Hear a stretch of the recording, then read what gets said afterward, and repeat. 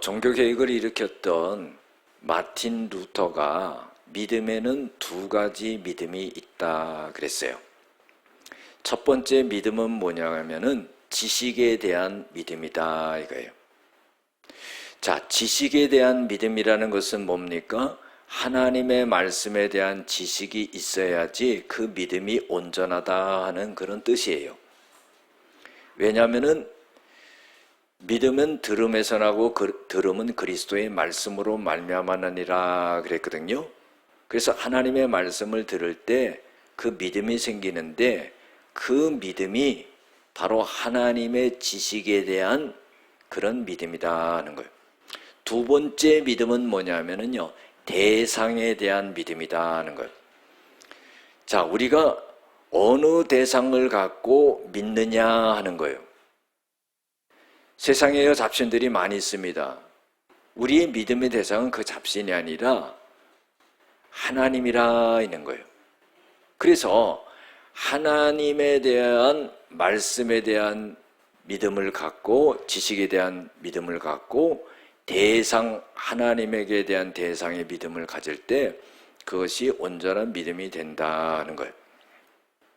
여러분들 믿음을 가진 사람이라고 하면은요, 우리가 꼭 마음속에 결정해 놔야지 되는 것이 있는데 그것은 하나님이 나에게 말씀하시면은 그대로 따른다 하는 그 믿음이 있어야 되는 거예요.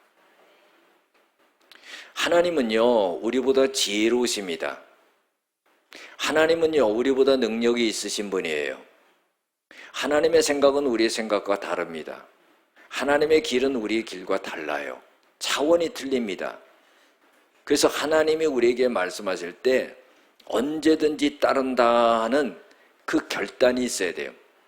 특별히 주일날 예배를 드릴 때, 하나님의 말씀을 전하고 들을 때 이때에 내 마음을 하나님의 말씀 앞에서 결단하고 결정해야 돼요. 그것이 믿음이에요. 내 생각이 있죠, 내 경험이 있죠, 내 지식이 있죠. 그것을 내려놓고 하나님의 말씀을 따를 때 하나님께서는 그 믿음을 보고 모든 길을 열어주시는 역사가 일어나는 거예요. 이게 은혜지요. 여러분들, 오늘 골로새서에 이 바울이 편지한 거지만은요, 고린도전서 6장에 보면은요, 바울이 아주 귀중한 말을 합니다. 그것은 뭐냐면은 고린도 교회가 여러 가지 문제가 많이 있었어요. 그래서 이 문제가 있을 때마다 서로가 다투는 거예요. 이 다툴 때 믿음의 사람들이 교회 안에서 이것을 해결하지 않고 교회 밖에 나가서 세상의 법정에 고발한다는 거예요. 바울은요, 고린도 교회 교인들에게 이런 말을 합니다. 믿는 성도들이 세상을 판단해야지 믿지 않는 사람들이 우리 믿는 사람들을 판단하게끔 해서는 안 된다는 거예요.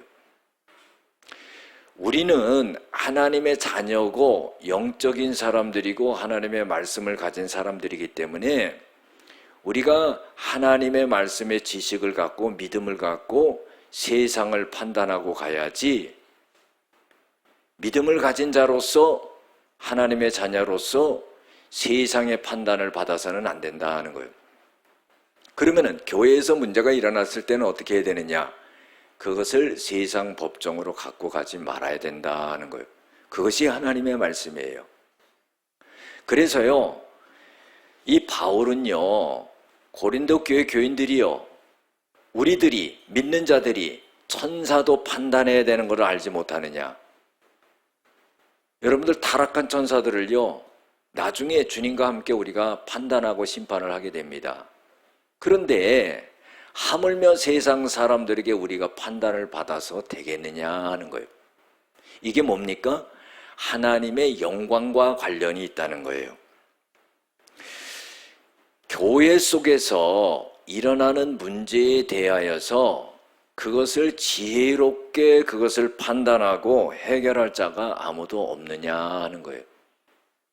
여러분들, 교회 안에는요, 정말 믿음 있는 사람이 있어야 돼요. 지혜 있는 자가 있어야 돼요. 문제와 어려움이 있을 때 그것을 풀어나갈 수 있는 그런 사람들이 있어야 된다는 겁니다. 여러분들 보세요. 문제만 일으키는 사람이 있지요.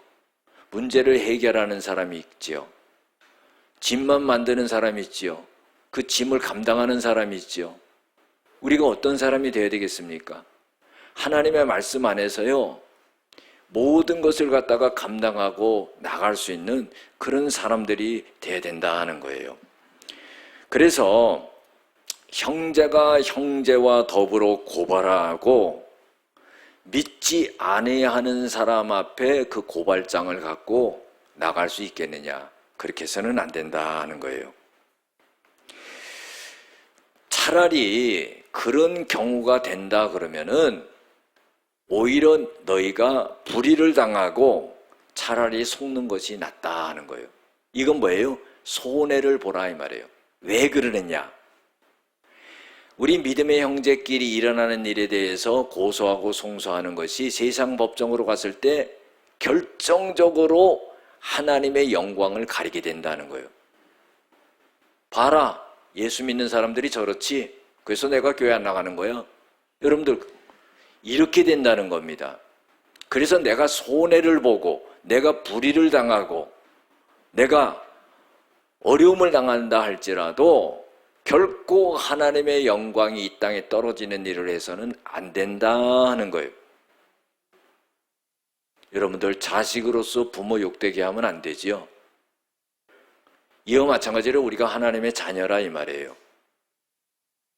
교회 안에서 일어나는 일에 대해서 세상 법정으로 가가지고 하나님의 영광 떨어뜨리고 교회 망신시키고 그래서는 안 된다 하는 거예요.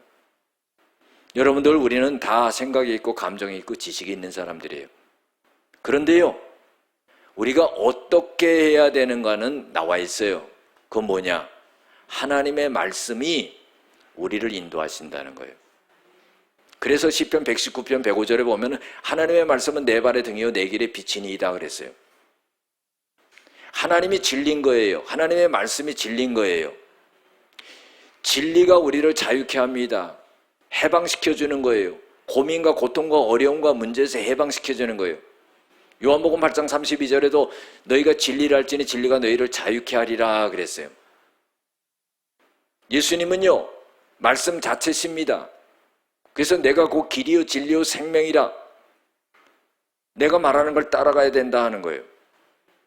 사랑하는 성도 여러분, 우리가 하나님의 말씀을 전하고 들을 때요, 늘 마음속에 결정해야 되는 것이 뭐냐 하면은 하나님의 말씀대로 간다, 하나님의 말씀대로 결정한다, 하나님의 말씀대로 따른다, 이것이 있어야 돼요.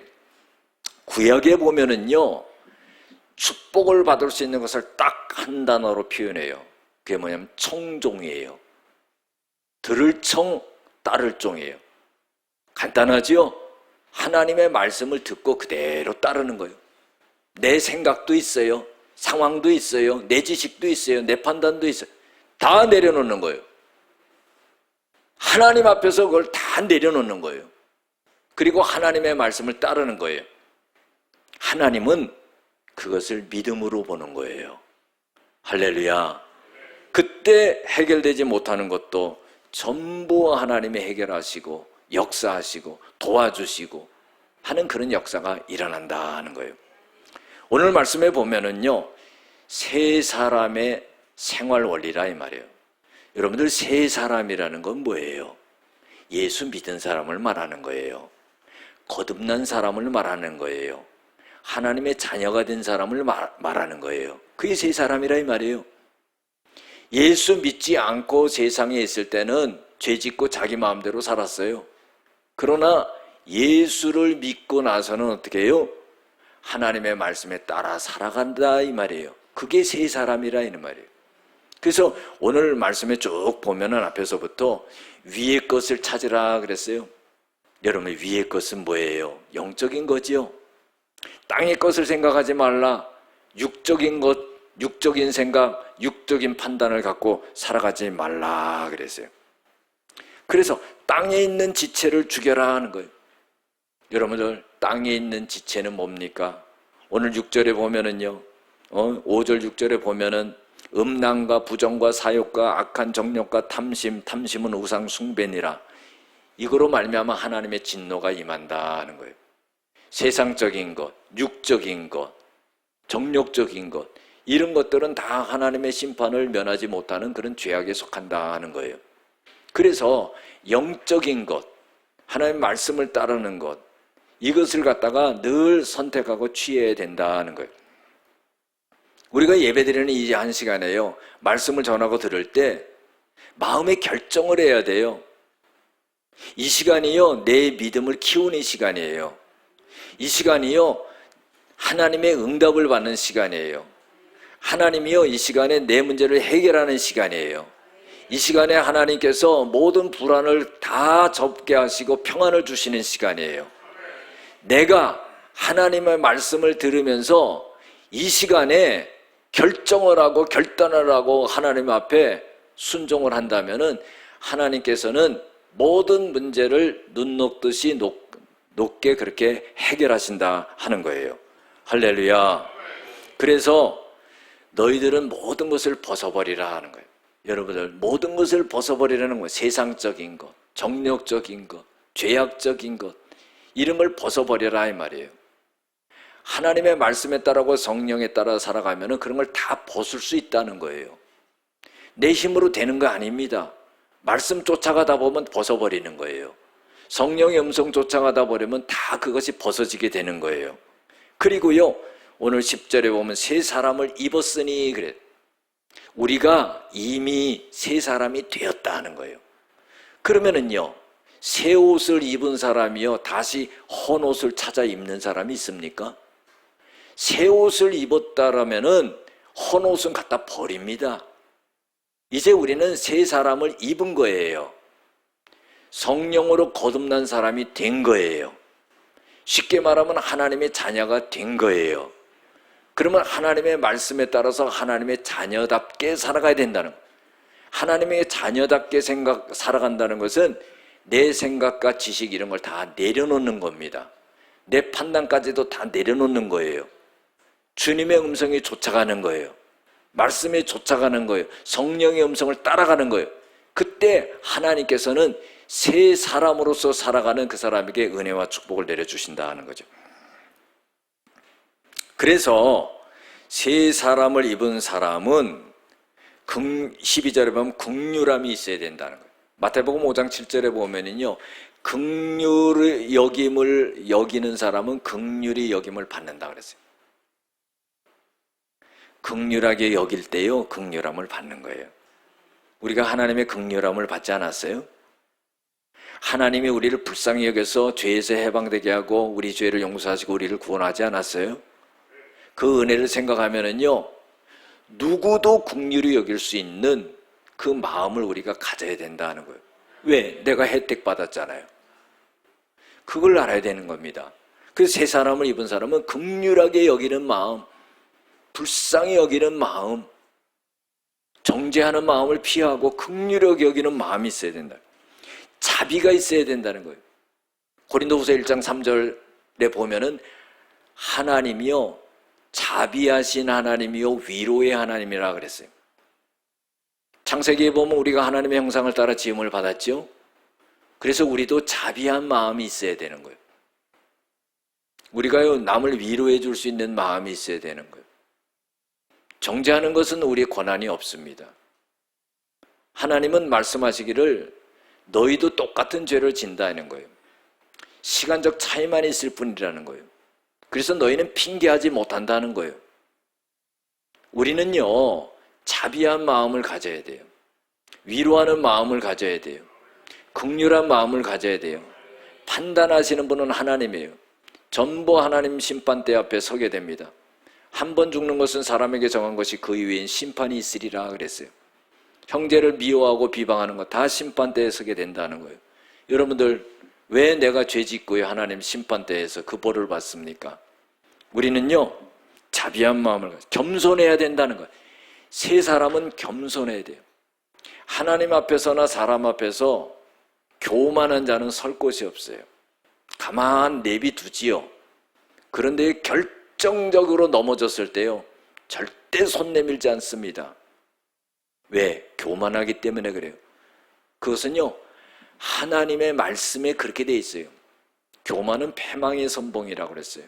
거만하면 넘어짐의 앞잡이라고 그랬어요. 교만은요, 멸망의 선봉이라고 그랬어요. 겸손은 존귀의 앞잡이라고 그랬어요. 그래서 겸손한 마음을 가져야 돼요. 하나님 앞에 겸손하고요, 사람 앞에 겸손한 마음을 가져야 돼요. 자기가 설사 하나님의 어떤 일을 잘 했다 할지라도, 많은 사람의 칭찬을 받고 할지라도 그것을 갖다 교만하게 받아들여서는 안 되고, 다 하나님이 나에게 능력 주시고 은혜 주시고 힘을 주시고 지혜를 주시고 할 수 있는 그런 힘을 주셔서 내가 했습니다. 다 하나님께 영광을 돌립니다. 이렇게 말을 해야 된다는 거예요. 온유해야 된다는 거예요. 여러분들, 온유한 성품은 하나님의 성품이에요. 그리스도의 성품이에요. 예수님의 성품입니다. 우리가 성질과 기질이요 타고난다고 보지만은요, 그래도 그리스도 안에서 변화가 있어야 된다 하는 거예요.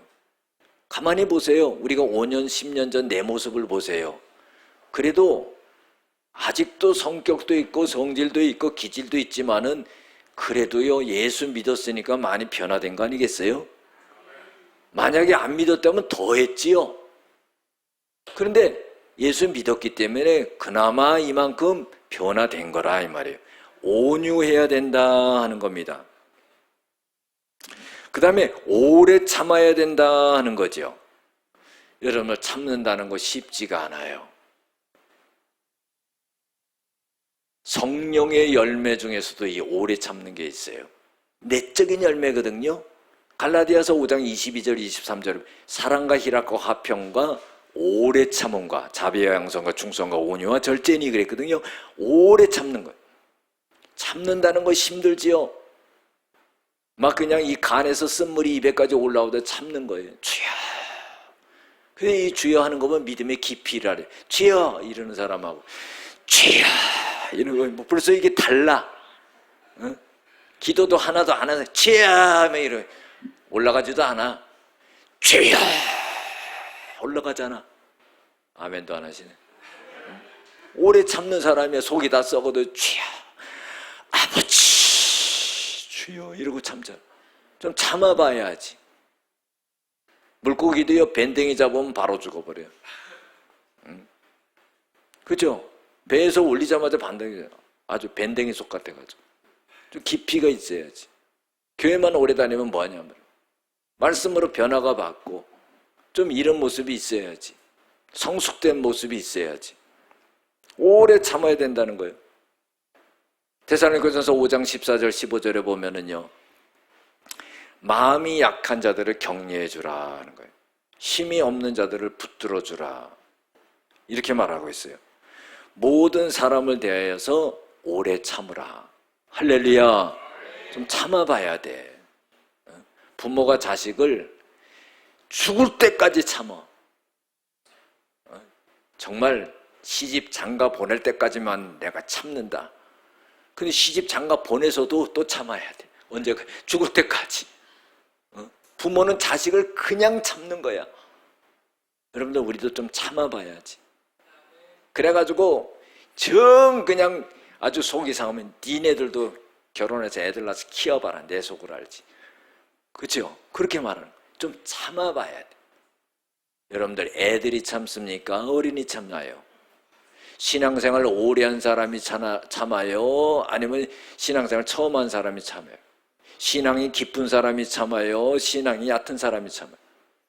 예?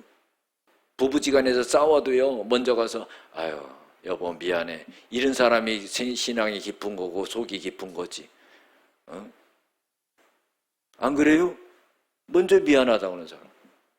우리가 좀 오래 참아야 돼요.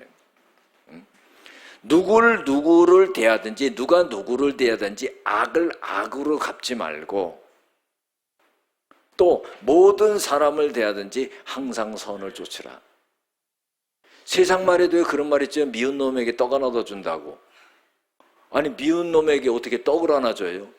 떡 안 주면 가만 안 있거든. 나를 잡아먹으려고 그러거든. 잡아먹기 전에 떡 하나 먹어라.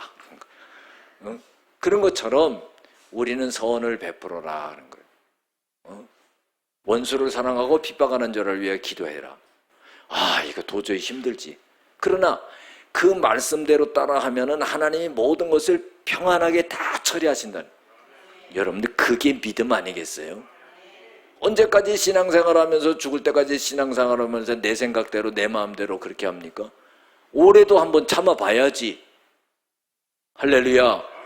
네가 이렇게 했으니까 나도 이렇게 한다 하지 말고 악을 악으로 갚지 말아봐야지. 선으로 대해봐야지. 이방인들은 다 그렇게 한다 이 말이에요. 할렐루야. 여러분들 우리가 하나님의 말씀 앞에서 나를 오늘 고치는 시간이 돼야 된다 이 말이에요. 왜? 하나님이 나를 사랑하시기 때문에 이 말이죠. 우리가 이 자리에 앉아있는 거요, 우연히 나와서 내가 그냥 발걸음을 걸어와서 앉아있는 것 같습니까? 절대 그러지 않아요. 하나님이 허락하시지 않으면은 이 교회 문을 평생 한 번도 넘어보지 못한 사람이 얼마나 많아요. 오늘 이 자리에 우리를 부르신 것은요, 하나님을 우리를 책망하시고 하나님을 우리를 멸망시키고 하나님을 우리 죽이려고 그러는 게 아니라 하나님이 나를 사랑해서 나를 회복시키고 나에게 은혜를 주시고 나에게 축복을 주시고 나를 건져주시고 나를 붙들어 주시고 나를 회복시키려고 부르신 거라. 할렐루야. 그 믿음이 있어야 된다 이 말이에요. 오래 참음으로 옷 입고, 옷 입는다는 거예요. 변화가 되죠. 특히 여자분들이요, 옷만 하나 다른 거 입어봐. 이야, 달라 보인다. 옷이 날개라고 그러잖아. 어떻게 저런 색깔을 멋있는 걸 택했을까? 그쵸? 눈길이 가잖아. 옷 입는 거예요. 여러분들 우리가 그리스도로 옷 입어야 되는 거예요. 하나님의 말씀으로 옷 입어야 되는 거예요. 성령으로 옷 입어야 되는 거예요. 그게 변하다 이 말이에요. 요한복음 2장에 보면은요, 물을 가나안 혼인잔치에 물을 포도주로 만드는 역사가 일어나잖아. 기적이 일어나거든요. 여러분 이게 뭐예요? 질적인 변화가 일어나는 거예요. 우리가 질적인 변화가 일어나는 거예요. 세상 사람과는 다르게 이제 그리스도인으로서 모든 생각하는 것과 마음먹은 것과 행동하는 그것이 질적으로 차이가 난다 이 말이에요. 가치가 변하는 거예요. 가치가.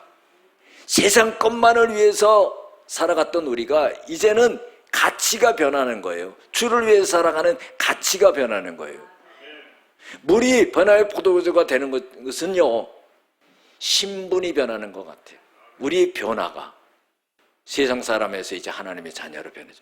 하나님의 자녀가 됐다는, 죄인이 하나님의 자녀가 됐다는 게 얼마나 감격스럽냐 말이에요. 나를 자녀로 만들어 주셨다는 감격이 있기 때문에 이제는 변화되는 삶을 살아가야 된다는 거예요. 할렐루야. 로마서 12장 1절 2절에도 보면은요, 이제 너희 몸을 하나님이 기뻐하시는 산 제사로 드려라. 이는 너희가 드릴 영적 예배니라. 너는 이 세대를 본받지 말고 변화를 받아 하나님이 기뻐하시고 선하시고 온전한 뜻이 무엇인지 분별하라. 이제는요, 변화되는 삶을 살아야 돼요. 그때요, 가치가 올라가는 거예요. 삶의 의미가 풍성해지는 거예요. 세상 사람들에 의해서 좌우되는 게 아니에요. 우리는 하나님께 붙들린 자들이에요. 그래서요, 새 사람이라는 것은 변화가 있는 사람이라는 거예요. 할렐루야. 두 번째로 뭐냐면은 용서와 사랑을 해야 된다는 거예요. 13절, 14절에 보면은 누가 누구에게 불만이 있거든 서로 용납하고 피차 용서하되 주께서 너희를 용서하신 것 같이 너희도 그리하라. 여러분 보세요. 누가 누구에게 불만이 있거든 서로 용납하라. 서로가요, 불만이 있는 거예요. 그런데요, 그걸 내치지 말고 서로 용납하라는 거예요. 받아들일 건 받아들이라는 거예요. 여러분들 다 잘하는 사람이 어디 있어요? 또 가만히 보면 다 잘못하는 사람이 어디 있어요? 잘하는 것도 있고 못하는 것도 있다는 거예요. 그거를 볼 수 있는 영적인 눈이 있어야 된다는 거예요. 응? 용납하고 용서하고 이래야 된다는 거죠. 주님이 너를 용서한 것처럼 너도 용서하라 이 말이에요. 내가 주님께 용서를 받지 못했더라면은 주님이 나 용서하지 않았으니까 나도 용서 못합니다. 이렇게 말할 수가 있겠지만은 죽을 수밖에 없는 죄인의 용서를 받았기 때문에 나도 그 은혜를 갖고 남을 용서할 수 있는 마음을 가져야 된다는 거예요. 여러분들 그래야지 잠이 잘 와요. 믿습니까? 용서하는 사람이 잠을 잘 잔다 이 말이에요. 용서하지 못한 사람은요 이를 갈면서 한숨을 쉬며 잠을 못 이루어. 성경에도 뭐라고 그랬어요? 하나님이 사랑하는 자는 잠을 주시니라. 머리 붙이면 주무시길 바랍니다. 용서 안 하니까 그냥 막 이 혈기가 올라요. 아니, 잠잘 때만큼 그걸 잊어버려야지. 한날의 괴로움은 그날의 족하는데 그걸 갖다가 그냥 이불 속에까지 머리 속에까지 그냥 끄집어 들여가지고 잠을 못 이루고 막 답답해가지고 막 숨을 못 쉬고. 여러분들 잘 때 딱 자는 게 믿음이에요. 하나님께서는 우리에게 잠을 주셔야지 그 다음날 생활할 수 있도록 만드는 거예요. 용서하는 자에게 하나님이 잠을 주시는 거예요. 하나님이 그 사람을 사랑하시는 거예요. 모든 것 위에 사랑을 더하라 그랬어요. 여러분들 은사 중에서도 최고의 은사가 뭡니까? 사랑의 은사죠. 능력을 행하고 병을 고치고 방언을 하고 한다 할지라도 사랑이 없으면 아무것도 아니다 하는 거예요. 우리가 사랑이 있어야죠. 고린도전서 13장 4절 7절에 보면 사랑은 오래 참는 거라 그랬어요. 시기하고 자랑하지 않는 거다 하는 거예요. 교만하지 않는 거다. 불의를 행하지 않는 거고 자기 유익을 찾지 않는 거고 성내지 아니하고 악한 것을 생각하지 아니하고 이런 거라는 모든 것을 갖다가 참으며 그랬어요. 모든 것을 갖다가 믿으며 모든 것을 바라보며 모든 것을 견디느니라. 좀 그렇게 해봐야지요. 안 돼도 좀 따라하려고 해봐야지. 미리 포기해버리면 되겠어요? 하나님의 말씀에 따라서 그러면 흉내라도 내보고 한번 가봐야지. 여러분 그때 그리스도인이 만들어지는 거예요. 그때 하나님의 은혜가 내려오는 거예요. 그때 하나님의 능력이 나에게 입혀지는 거예요. 그때 하나님께서 영육간의 모든 나의 문제를 하나님 풀어주시는 거예요. 할렐루야. 생각하지도 않았던 기대하지도 않았던 일들이 나에게 일어나면서 하나님의 은혜를 베풀어 주세요. 왜? 하나님의 말씀에 따라서 하니까.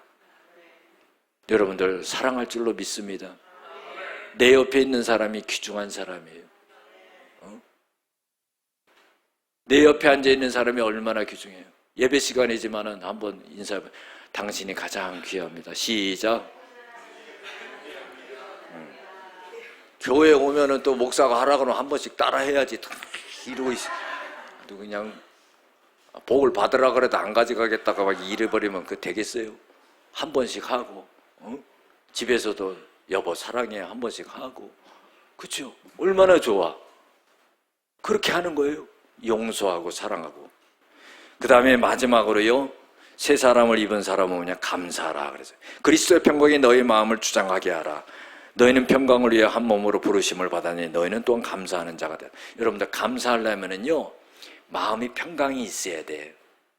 여러분들 이 평강이요 살아가면서 평강이 나에게 그냥 거저 옵니까? 문제와 어려움과 난관과 우울함과 좌절함과 얼마나 많은 일들이 벌어져요. 산다는 게요 너무나 예상치 않은 일들이 밀려오니까 불안하고 답답하고 근심이 많고 그래요. 그래서 예수님께서 이런 말씀하셨어요.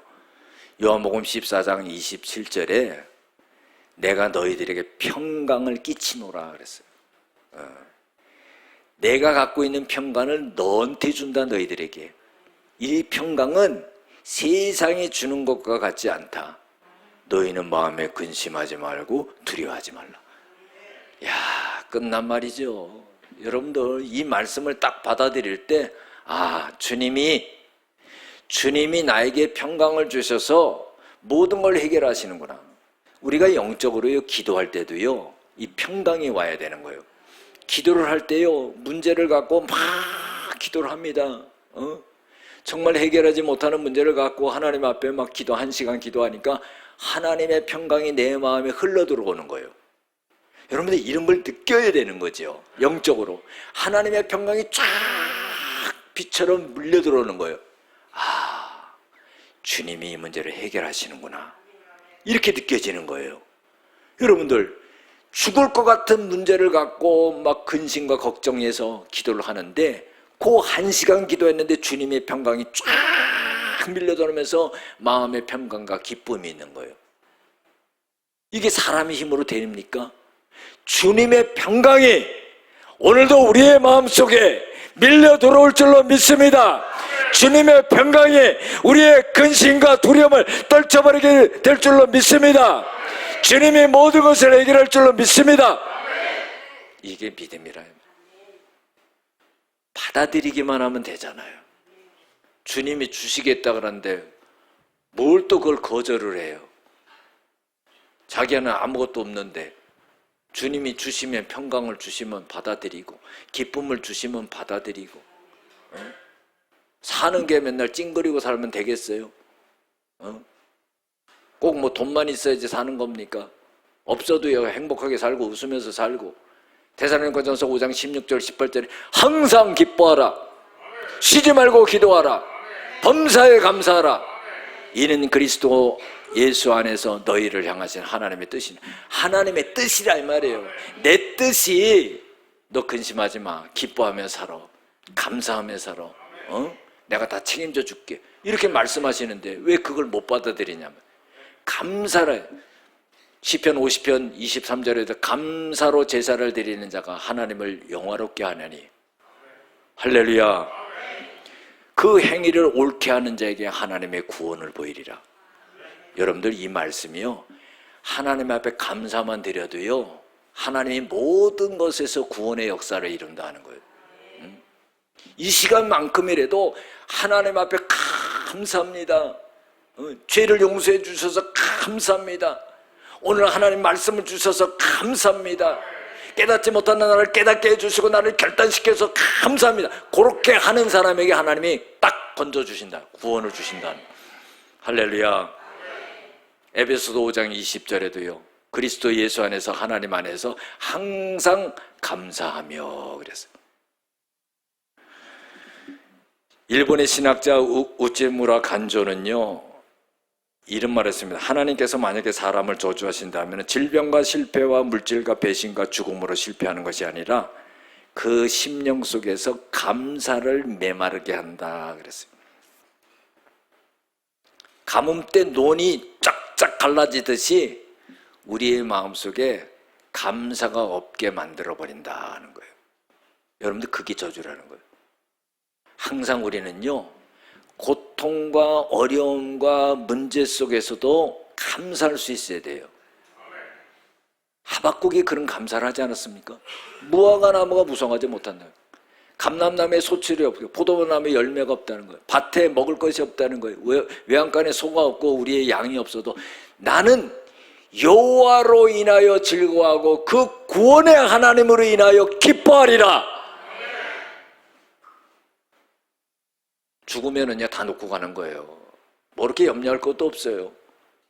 안 되면 어떡하지? 실패하면 어떡하지? 무너지면 어떡하지? 뭐 끝나면은 뭐 하늘나라 가는 거죠. 뭐 다 놓고 갈 건데.